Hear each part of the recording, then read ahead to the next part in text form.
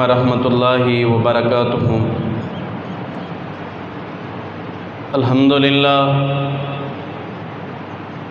للہ نحمدہ ونستعینہ ونستغفرہ ونعوذ باللہ من شرور انفسنا ومن سیئات اعمالنا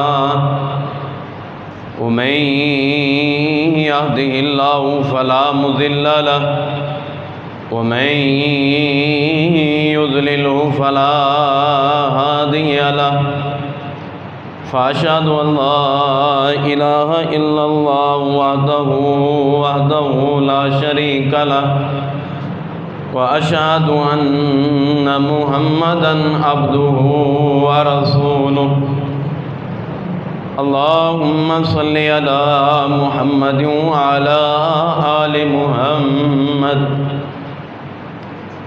كما صليت على إبراهيم وعلى آل إبراهيم إنك حميد مجيد اللهم بارك على محمد وعلى آل محمد كما باركت على إبراهيم وعلى آل إبراهيم إنك حميد مجيد أما بعد فإن خير الحديث كتاب الله وخير الهدي هدي محمد صلى الله عليه وسلم وشر الأمور محدثاتها وكل محدثة بدعة وكل بدعة ضلالة وكل ضلالة في النار وأما من خاف مقام ربه ونهى النفس عن الهوى اللہ پاک کی حمد و ثنا، کبریائی، بڑائی، یکتائی، شہنشاہی، بادشاہی، حمد و ثنا ریت کے ذرات سے زیادہ، پانی کے قطرات سے زیادہ، سورج کی شعاؤں سے زیادہ، چاند کی کرنوں سے زیادہ، ریت کے ذرات سے زیادہ حمد و ثنا، تسبیحات، تمجیدات اللہ رب العزت کی ذات اقدس کے لیے خاص، ان گنت لا تعداد درود و سلام سید الانبیاء، سید البشر، امامنا فی الدنیا، امامنا فی الآخر، امامنا فی الجنہ، آپ اور میرے دلوں کی بہار جناب محمد الرسول اللہ صلی اللہ علیہ وآلہ وسلم کی ذات اقدس کے لیے خاص۔ حضرات عزیز احباب، رمضان المبارک کے مقدس ایام اور ان ایام کے اندر جن لوگوں نے اللہ تعالیٰ کو منایا، اللہ کو راضی کیا، ان لوگوں کے لیے خوش نصیبی ہے۔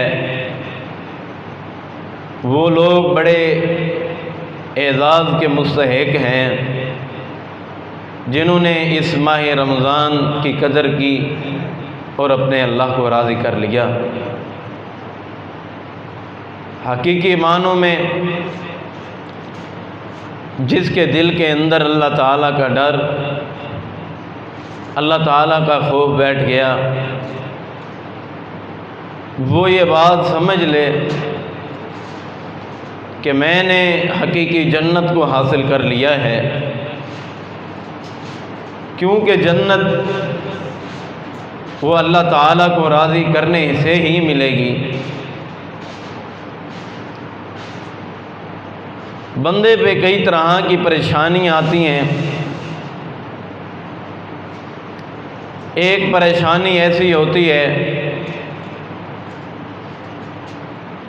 جس کا بندہ ازالہ کر سکتا ہے، لیکن ایک پریشانی ایسی ہے، اس پریشانی کے آنے کے بعد اس کا ازالہ نہیں ہے۔ دنیا میں بندے کو مال و دولت کی پریشانی ہوتی ہے تو اللہ تعالیٰ اپنی برکت اور رحمت کے ساتھ اس کو مال بھی دے دیتے ہیں، غنی کر دیتے ہیں۔ دنیا کی پریشانیاں اور ٹینشنیں یہ ہمیشہ نہیں رہتی، یہ ایک نہ ایک دن ختم ہو جاتی ہیں، اور پریشانی کا بھی ایک رخ نہیں، پریشانی بھی کئی طرح سے ہوتی ہے۔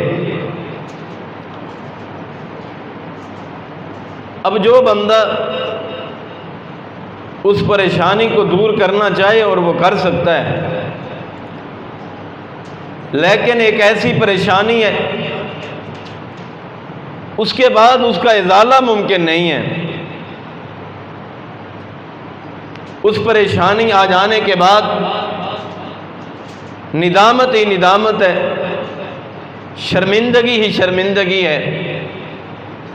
وہ یہ ہے کہ ہم اللہ تعالیٰ کے سامنے کھڑے ہونا ہے، اور کس منہ کے لے کے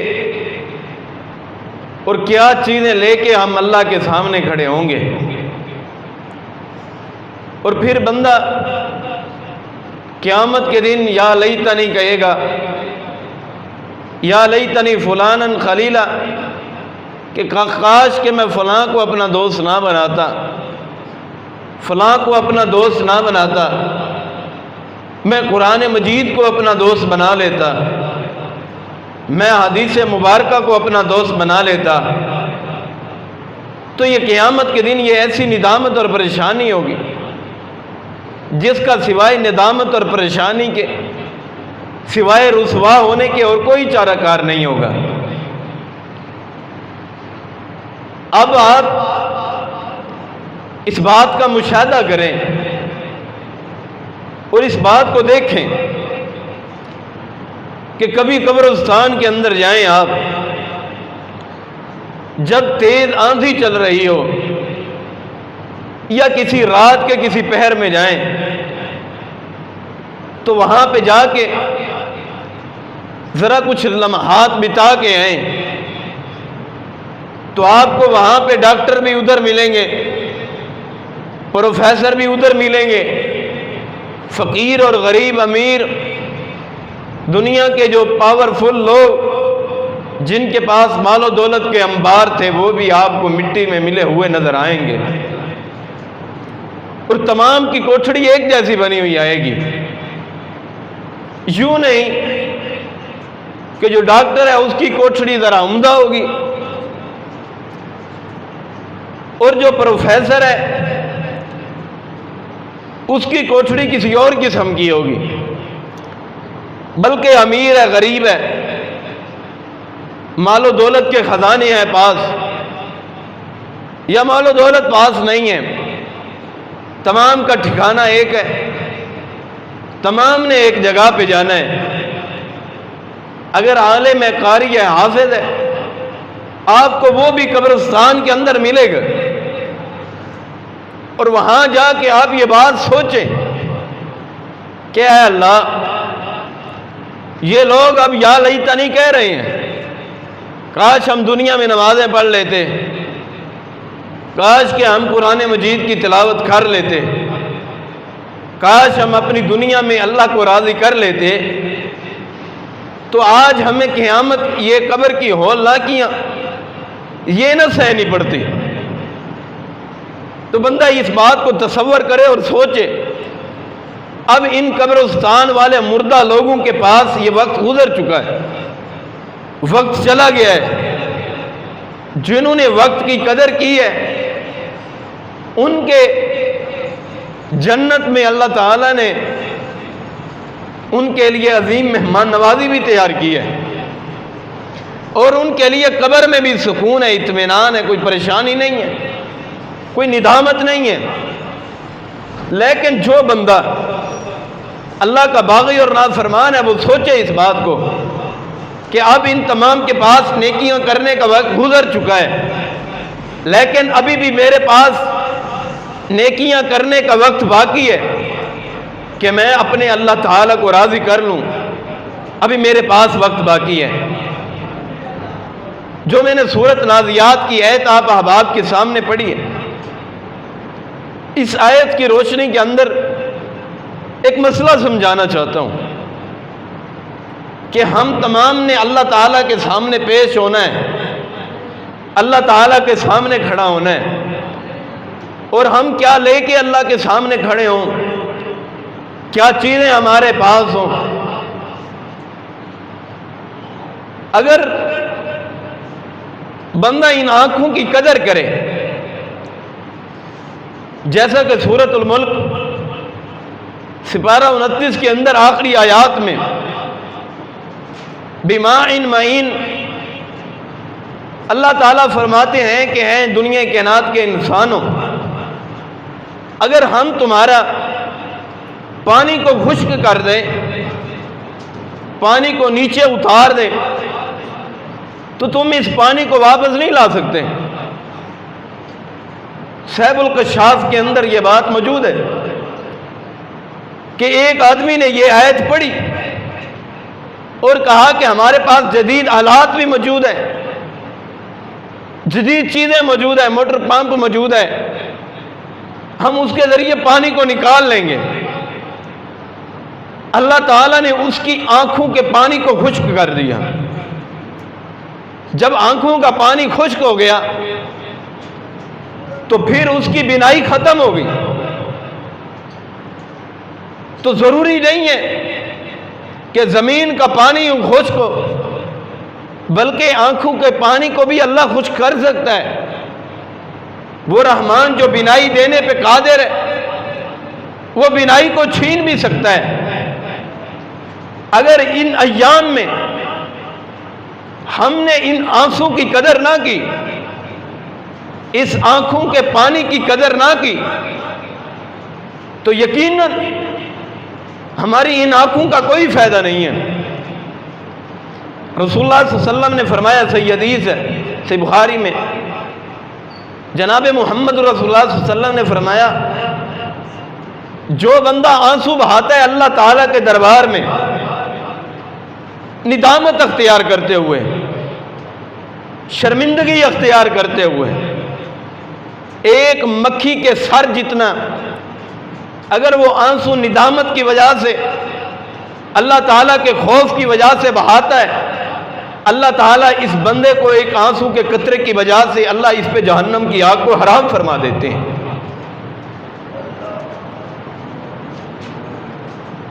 ہر وقت کا ہنسنا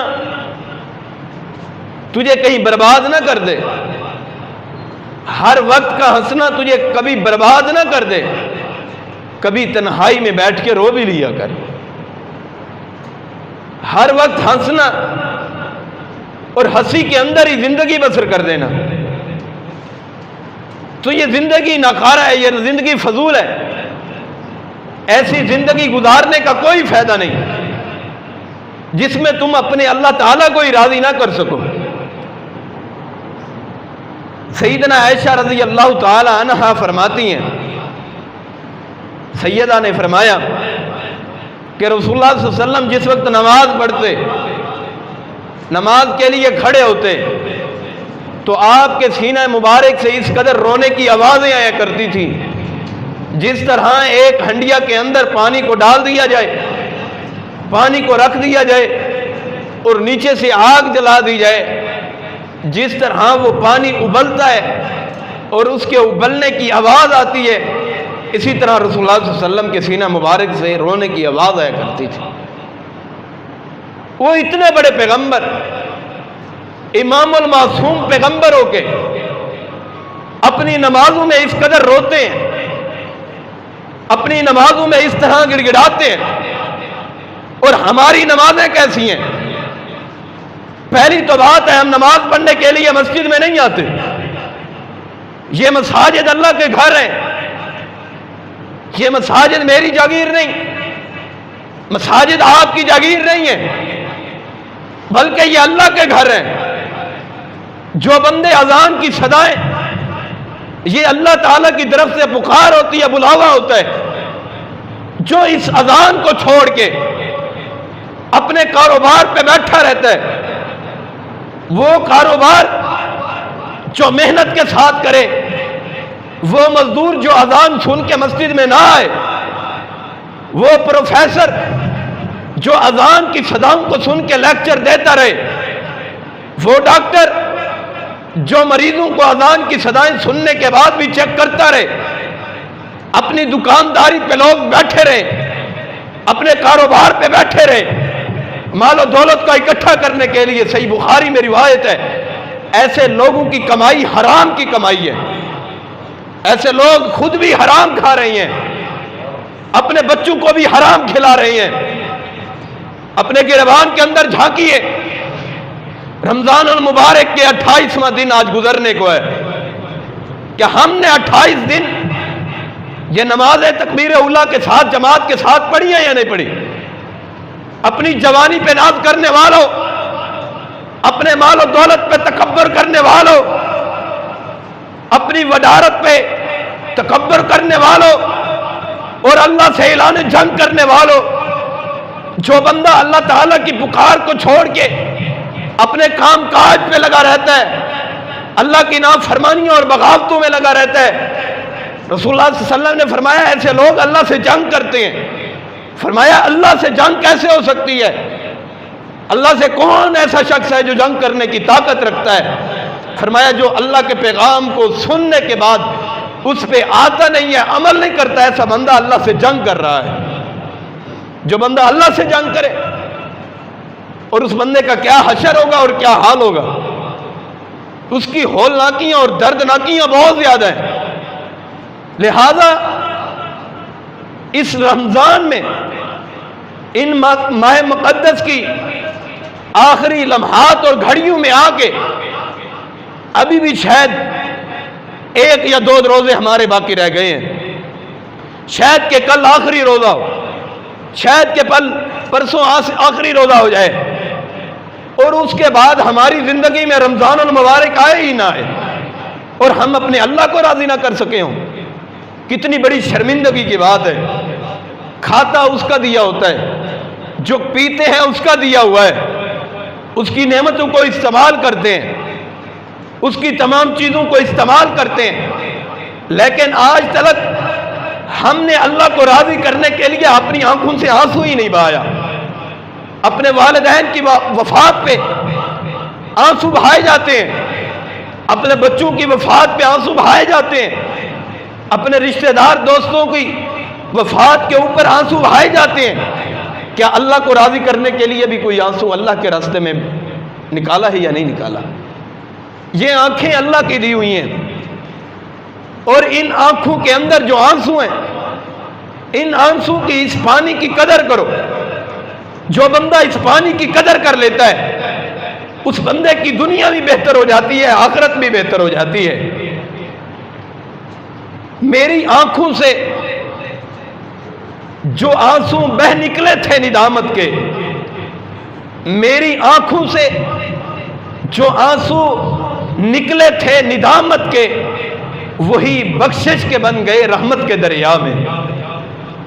وہ آنسو کامیاب ہے کہ اللہ کے دربار میں آ کے آنسو بہانا، یہ بڑے شرف کی بات ہے، یہ بڑے مقام کی بات ہے کہ اللہ تعالیٰ اپنے سامنے جھکنے کی توفیق دیتا ہے، اور ایسے لوگ جو اللہ تعالیٰ کی راہ میں آنسو بہاتے ہیں، ایسے لوگ خوش نصیب لوگ ہیں، اور پھر رمضان المبارک میں آنسو بہائیں، ان پہ اللہ راضی ہو جاتا ہے۔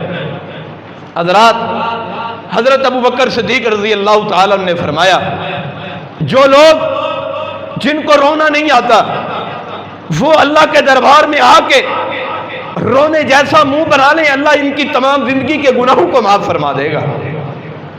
اتنا بڑا رحیم اللہ، اتنا بڑا کریم اللہ، ہم اس کو چھوڑ کے آج حجر پہ جھکے، آج شجر پہ جھکے، آج ہم پیروں کے درباروں پہ کیوں گئے؟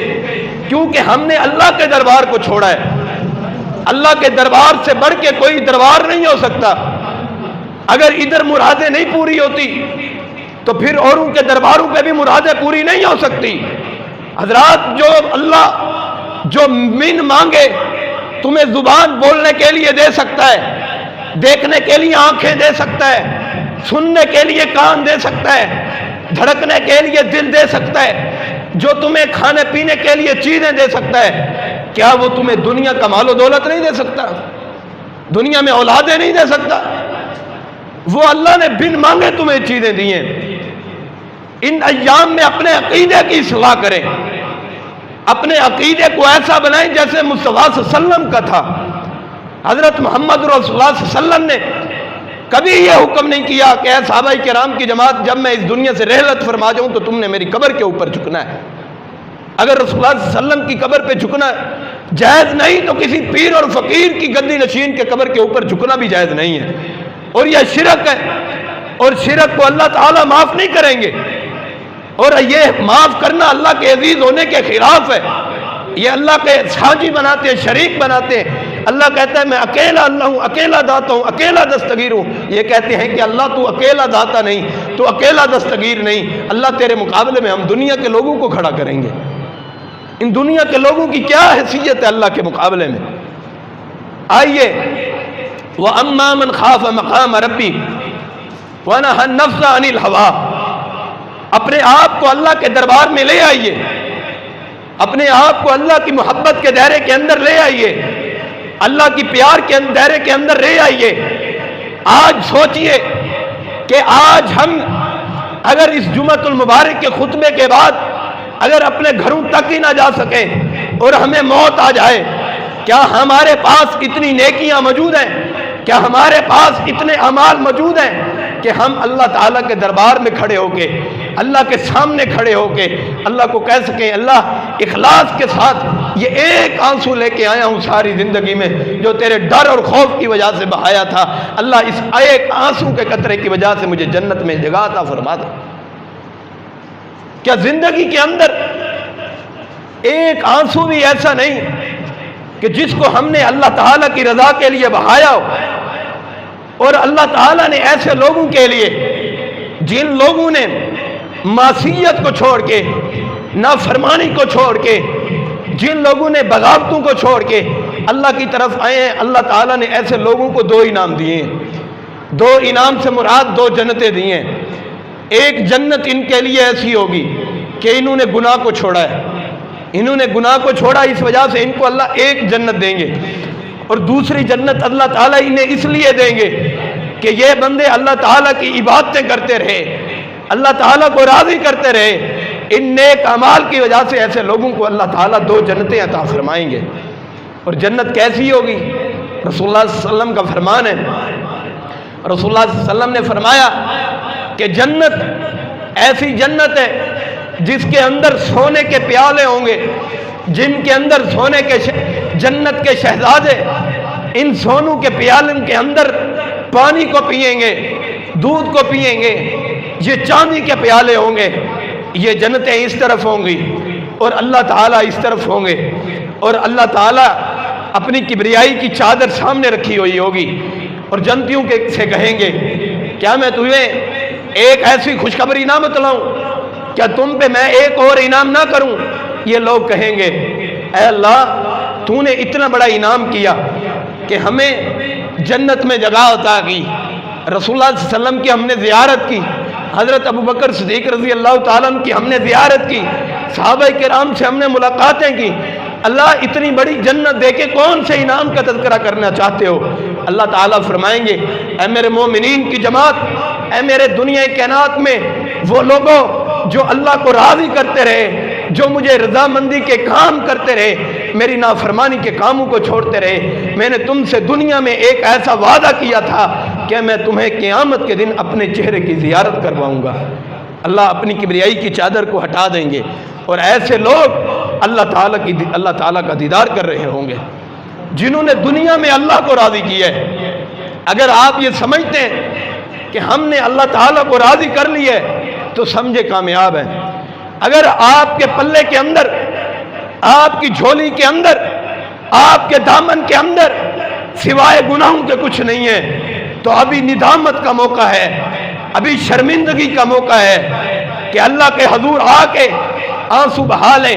اللہ تعالیٰ ایک آنسو کی قدر اتنا کرتا ہے، اگر دنیا کائنات کا سارے پانی کو اکٹھا کر کے جہنم کی آگ میں ڈالا جائے تو جہنم کی آگ کو ٹھنڈا نہیں کر سکتا، لیکن ایک مومن کی آنکھ سے آنسو بہا ہوا، اس مومن کے آنکھوں کی آنسو کی اللہ اتنی قدر کرتے ہیں کہ ایک آنسو کے بدلے اللہ تعالیٰ اس جہنم کی آگ کو اس پہ ٹھنڈا کر دیتے ہیں، حرام فرما دیتے ہیں۔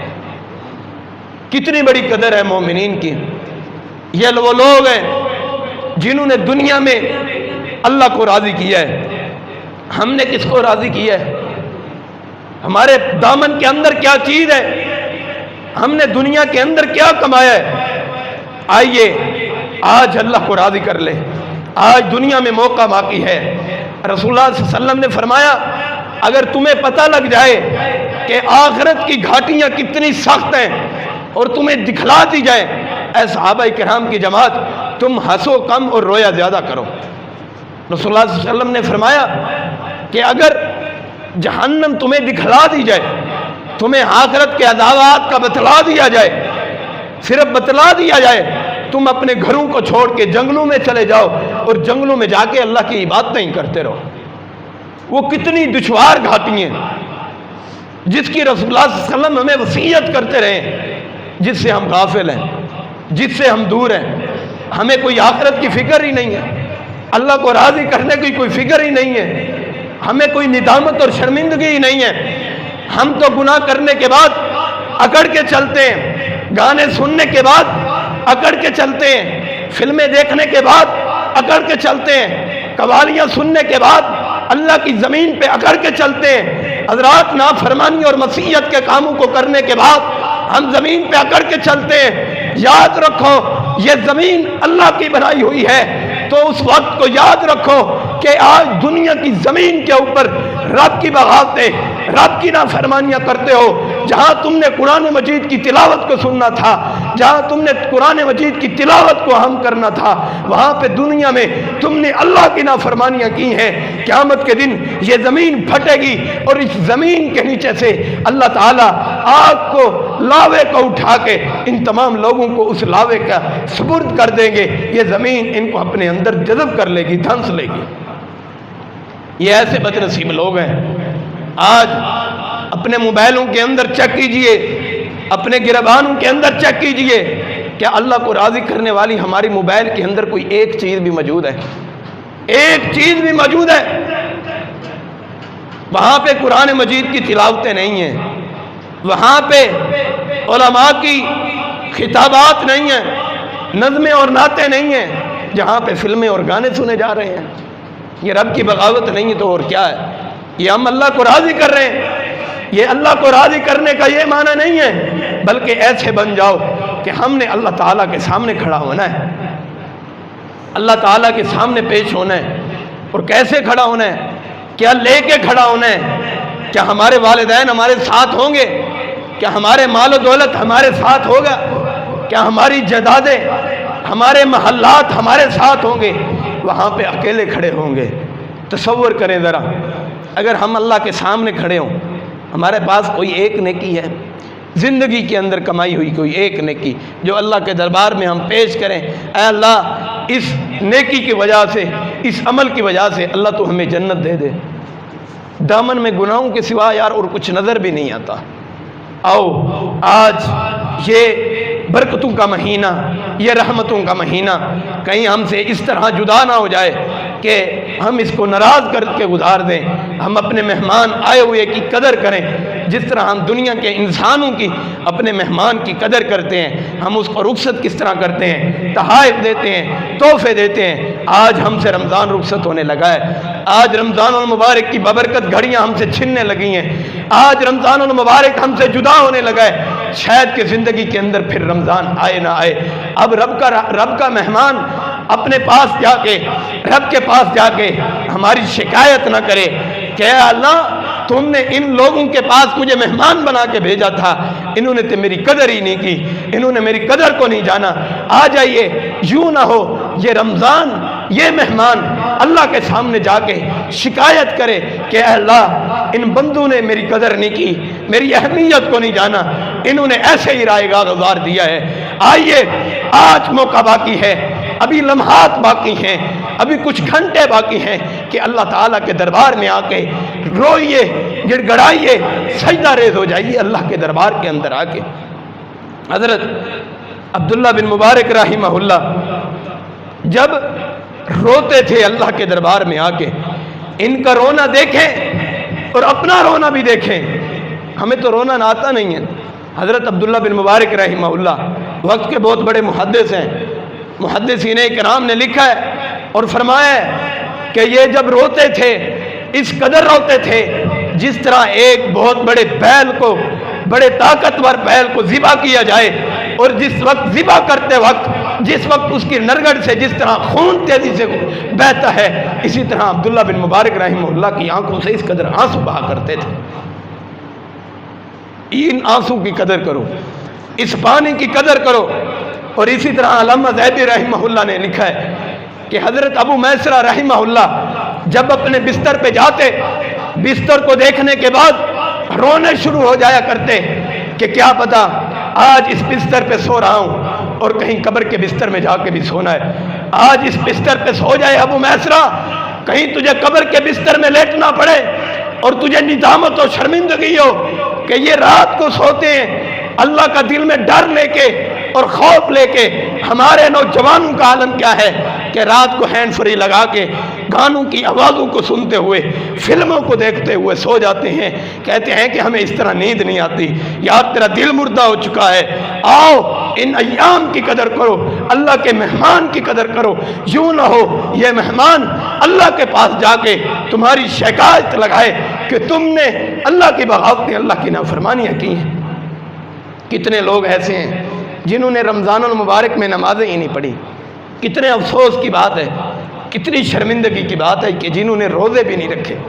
یہ قدر کی ہے رمضان المبارک کی، ہے جوانی، ہے زندگی، کاروبار کے لیے روزے چھوڑے جا رہے ہیں، کیا پتا اس کاروبار پہ جہاں پہ تو جا رہا ہے وہاں پہ جا ہی نہ سکے اور راستے میں موت آ جائے۔ پھر اس رب کو تو نے ناراض کر لیا ہے، دنیا کو آباد کرنے کے لیے، دنیا میں خوش نصیبی حاصل کرنے کے لیے، آج دنیا کمانے کے لیے تو نے اللہ کو ناراض کر دیا ہے۔ آئیے اپنے اللہ کو راضی کیجئے، اپنے اللہ کو کیسے راضی کیجئے؟ آئیے حدیث سناتا ہوں، حضرت محمد رسول اللہ صلی اللہ علیہ وسلم نے اپنے پیارے صحابی حضرت عبد الرحمن بن ثعلبہ رضی اللہ تعالیٰ عنہ کو بھیجا ایک دفعہ کام کی غرض سے، تو راستے میں جا رہے تھے، ہوا کا جھونکا آیا، ایک عورت غسل کر رہی تھی، اس سے پردہ ہٹا، ان کی اچانک نظر حضرت عبد الرحمن بن ثعلبہ رضی اللہ تعالیٰ عنہ کی اس عورت پہ پڑی، تو عورت پہ پڑنے کے بعد اپنی نگاہ کو فوراً ہٹا لیا اور روتے ہوئے ایک پہاڑ کی چوٹی پہ جا کے بیٹھ گئے اور زاروں قطار رونا شروع کر دیا۔ ایک چرواہا آیا، اس نے پوچھا عبد الرحمن اتنا زیادہ کیوں روتے ہو، کیوں اتنے پریشان ہو؟ کوئی بات نہیں بتلائی۔ رسول اللہ صلی اللہ علیہ وسلم نے حضرت علی المرتضیٰ رضی اللہ تعالیٰ عنہ کو اور حضرت عمر فاروق رضی اللہ تعالیٰ عنہ کو فرمایا کہ میرا حضرت عبد الرحمن بن ثعلبہ رضی اللہ تعالیٰ عنہ ان کو کام کی غرض کے لیے بھیجا تھا، ابھی تک وہ واپس نہیں آئے، جاؤ ان کا پتہ کر کے آؤ۔ تو یہ دونوں صحابی تلاش کرنے کے لیے گئے، آگے سے وہی چرواہا سامنے کھڑا تھا، اس سے پوچھا، اس نے کہا کہ میں نے عبد الرحمن کو دیکھا بھی ہے، وہ پہاڑی پہ بیٹھ کے روتا ہے، میں نے دودھ کا پیالہ دیا ہے، وہ پی لیا ہے لیکن روتا ہی رہتا ہے، روتا ہی رہتا ہے۔ فرمایا ٹھیک ہے ہم جا کے پوچھتے ہیں عبد الرحمن سے۔ گئے پہاڑی پہ چڑھے تو حضرت عبد الرحمن بن ثعلبہ رضی اللہ تعالیٰ عنہ ان صحابہ کرام کو دیکھ کے زاروں قطار رونا شروع ہو گئے اور اتنا روئے، ندامت ہوئی، شرمندگی ہوئی کہ بے ہوش ہو گئے۔ وہاں پہ بے ہوش ہوئے، جب ہوش آئی حضرت عمر فاروق رضی اللہ تعالیٰ عنہ نے حضرت علی المرتضیٰ رضی اللہ تعالیٰ عنہ نے اپنے کندھوں پہ لیا، ایک کندھے سے پکڑ کے دوسرے کندھے سے دوسرے صحابی نے پکڑ کے رسول اللہ صلی اللہ علیہ وسلم کی خدمت میں حاضر ہوئے۔ اور حضرت عبد الرحمن بن ثعلبہ رضی اللہ تعالیٰ عنہ نے جب رسول اللہ صلی اللہ علیہ وسلم کو دیکھا بڑے پریشان ہوئے، پھر بے ہوش ہو کے گر گئے۔ رسول اللہ صلی اللہ علیہ وسلم نے چہرہ مبارک پکڑ کے اپنی گود کے اندر رکھ لیا، اور جب ہوش آئی تو عبد الرحمن بن ثعلبہ رضی اللہ تعالیٰ عنہ نے کہا اللہ کے نبی جی میرا چہرہ اور میں بہت گناہگار انسان ہوں، آپ کا چہرہ پکیزہ، آپ کی گود پکیزہ، آپ کا وجود پکیزہ، اللہ کے نبی جی میں نے بہت بڑی غلطی کی ہے، میرے وجود کو پرے کر دیجئے۔ فرمایا عبد الرحمن کون سی غلطی ہوئی ہے کہ اس وجہ سے اتنا پریشان ہے؟